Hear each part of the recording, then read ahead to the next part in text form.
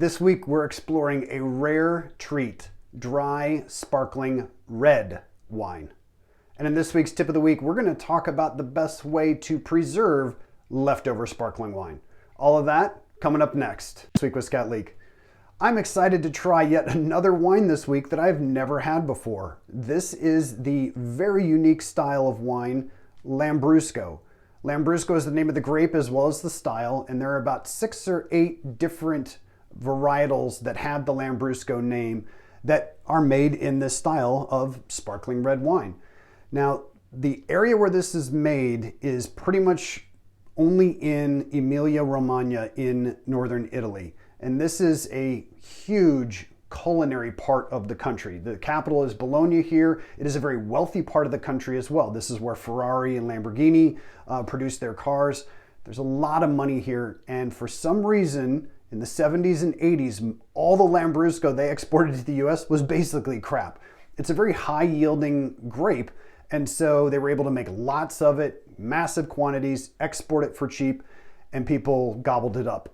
Well, thankfully, because of things like craft beer and artisan foods, we're in a place now where quality is back on the rise with a lot of good wines, and we're starting to get the good stuff exported back into the US. And this bottle of Lambrusco should be one of those. We'll find out. This particular producer is a 4th generation family and have been making Lambrusco for, I want to say, about 80 years. So I'm excited to see what they put together. This is a Secco style, so that Secco is the Italian word for dry. So this shouldn't be very sweet, which was kind of a concern of mine, and I think that's kind of what the crappy versions of this that were produced in the 80s and 90s were. And it is also, you know, in a regular 7.5 bottle. I think some of the stuff that used to come out that was pretty low quality was sold in jugs or maybe in liters. But this is a standard champagne Prosecco style bottle. But like most sparkling wines in Italy, this is made in the Charmat method or the tank method.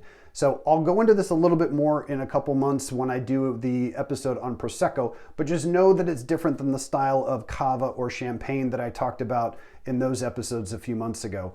Main difference is the sparkling wine is made in giant tanks and then bottled, and the frizziness, the carbonation occurs in the tank, not in each individual bottle. So the carbon dioxide levels are a little bit lower, the pressure is a little lower. It might not be quite as sparkling as, let's say, a cava or a champagne is going to be, but the big advantage is you can produce it a lot more quickly in a couple months as opposed to champagne that's going to take you at least a year. Let's get to tasting. Today's wine is the Pietrascura Lambrusco Grasparossa di Castelvetro. Whew, you have no idea how many times it took me to say that right. This is a 11.5% alcohol wine. It is, again, like I mentioned, this is a Secco style, so it is going to be dry. And it's also referred to in Italy as a frizzante. So sparkling wines can come in a couple of different forms. Excuse me just one moment. And the frizzante is just kind of another way of saying that it's kind of mildly sparkling. Oh, look at that. That is so cool. It's really dark. Like this is red wine, folks. I mean, look at that. Well, obviously I got a lot of fizz, so I'm kind of having a hard time seeing the lines, but around the edges I can see through this. I'm going to go ahead and call this kind of a medium ruby color, but man, this kind of looks like Welch's grape juice so far. Let's see what it smells like. Not bad. I'm getting a little cherry notes. And this is such a cop-out, but it kind of smells a little grapey. Oh, you know what? There's some blackberry in here too. Cherry and blackberry. That's cool. And just a little bit of floral notes, which is nice as well. All right, let's give it a try. Man, Again, never really had anything like this. It's so interesting to have the mouthfeel of sparkling wine with red wine and with tannins. It's so bizarre. It's certainly worth trying if you've never had one before. I'm just going to try it again because this is just so bizarre. Okay. I like this. All right, first things first. It is dry. This is not a sweet wine. And, you know, I expected that going into it. But this is dry. It's so weird. I just, oh man, I'm having such a hard time putting words together because, like I said, I've never had anything like this. This is so cool. I mean, this bears no resemblance to, let's say, a sparkling rosé.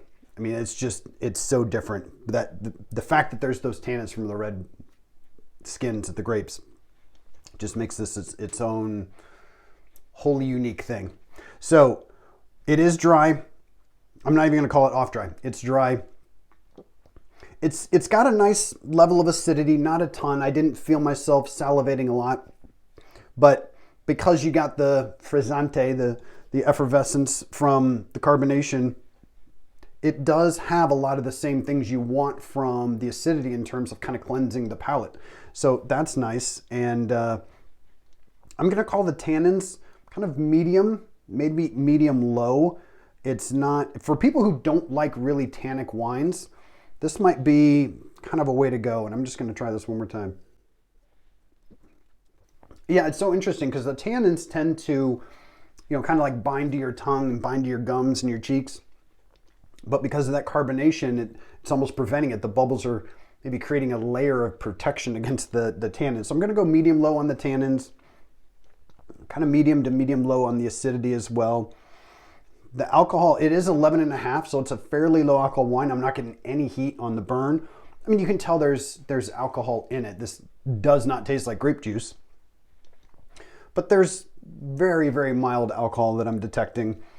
And flavor intensity is kind of a medium, I would say. I'm not knocked over by the blackberry and the cherry like I would be in a Cabernet or any other non-sparkling red wine. But I do like it, and it's a black cherry. Like, it almost kind of reminds me, this is so horrible to say because it doesn't taste like this quite, but it reminds me of black cherry Kool-Aid. Like, so if you can differentiate black cherry Kool-Aid from cherry Kool-Aid, for any of you who are, well, do they still make Kool-Aid? I don't know. Black cherry Kool-Aid, and definitely some blackberries are coming through as well. There's no, you know, obviously this isn't made in oak, so there's no oak, spice, vanilla, none of those kind of components are there. There's nothing tertiary, no, you know, mushroom, forest floor, leather, any of those things. So it's just pretty straightforward fruit with kind of moderate tannins, moderate acidity, moderate alcohol. I mean, I'm drinking this right at cellar temperature. It even says on the back, drink it at 54, and the room's at 55. So this is really darn close to what they recommended at. I would actually probably drink this even a smidge colder. And tonight I'm gonna have, I've got some pork shoulder in the smoker right now, and I think this is gonna go great with barbecue. I think the carbonation, the effervescence here, the fizziness is gonna be just a nice contrast to what's going on with the smoke and the fruit in here with the smoke. I really think this is going to be a good barbecue pairing.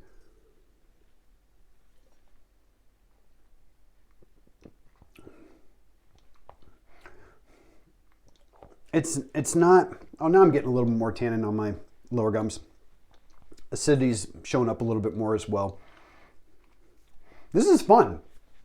I've actually got some company coming over tonight, and I'm excited to share this with some other people. This is one of those wines that's fun to have other people because it's so unique. Like, this is something that I would say would make a great, like, bring it over when you're a house guest kind of wine to share with someone else because it's just so different. So on the balance factor, nothing's out of balance, but again, because there's not much complexity, there's not much to say about the balance. So I'm not gonna I'm not going to go nuts with the score on that. I'm not going to really knock it either. A couple points for the balance. There's kind of a medium to shortish finish, so not much in the length. The intensity of the flavors is kind of middle as well, same with the complexity. So it's just not off the charts in any one regard, but it doesn't do anything wrong either. So I'm going to score this 6 points on my 10-point scale. This is above average. This is good. And I think with food, sitting outside on a warm spring day, having this slightly chilled, this is just a fun wine to sip and sip. You don't even need any food with this, which is not always the case with a lot of red wines. So again, pairing this with barbecue, pairing this with cheeses would be great. Yeah, just sitting there having like a baguette and some cheese with this would be awesome. You could probably even go with some seafood on this. If you want to have this with salmon, that would work too. I could see this being fairly versatile. I mean, for a red wine, this might be one of the more versatile red wines you can have because it can kind of bridge what you get with sparkling wine and what that compare with and low acid and low alcohol with, some of the fruits of red wine. So again, this is fun. I would recommend looking for a Lambrusco. I think this is a cool thing to try if you haven't already done so. Now, as I mentioned, I've got some company coming over, so good chance this is going to get finished tonight. But for whatever reason, if it didn't get finished, or more likely we open a second one or a third one, and one of those doesn't get completed, what do you do if you have sparkling wine, whether it's Lambrusco or Prosecco or Champagne or Cava? If you have sparkling wine and if you have leftovers, can you save it? Can you preserve it? And the answer is yes, but not in the way that you might normally do it. So typically with a dry, unsparkling wine, still unsparkling, a still wine, I showed you in a previous video about using vacuum stoppers. You put in the stopper, you pump the air out, and you can preserve your wine for 3 days, 5 days, a week. You absolutely do not want to do that with sparkling wine. And the reason is when you suck the air out of it, you are sucking the carbonation out of it. You're sucking the carbon dioxide. That is what gives it the bubbles. If you use a vacuum stopper on sparkling wine, you are essentially ruining it. So this is the one time when preserving a wine should not be done with a stopper. Because there's pressure involved, there is actually a very specific special type of stopper called a champagne stopper, and it looks like this. There's a couple different styles of it, but it's got a little bit of a rubber seal on the inside and then this clamp that is going to secure it into place around the neck under this rim and make it safe when that pressure builds up, and it's going to help preserve the wine. So quite simply, you push it down, push your thumb in, now it's secured. Keep this chilled. Ideally, keep it in a refrigerator at 35, 38, 40 degrees, and this will keep for a couple days. I have put sparkling wines, cavas, champagnes with the champagne stopper on it, put it in the fridge, and had it 3 days later, poured it out, and had a ton of carbonation still. So this is the one time. Again, do not use your vacuum stopper on sparkling wine. Get yourself a champagne stopper. I'll put a link below of the video in the description for a link to this specific one. This is stainless steel. This is made in Italy. This is one of the top-notch ones you can buy. It's about $25 on Amazon. You can get cheaper ones for $10 or $15 if you want, but because I drink enough sparkling wine, I went with the top-end one, and this is what I would use. This is what I do use for preserving my sparkling wine. And if you want to do the same, invest in a champagne stopper.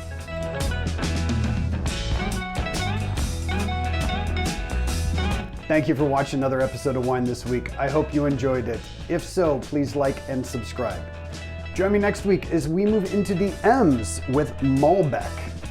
Until then, keep trying new wines. And as always, cheers.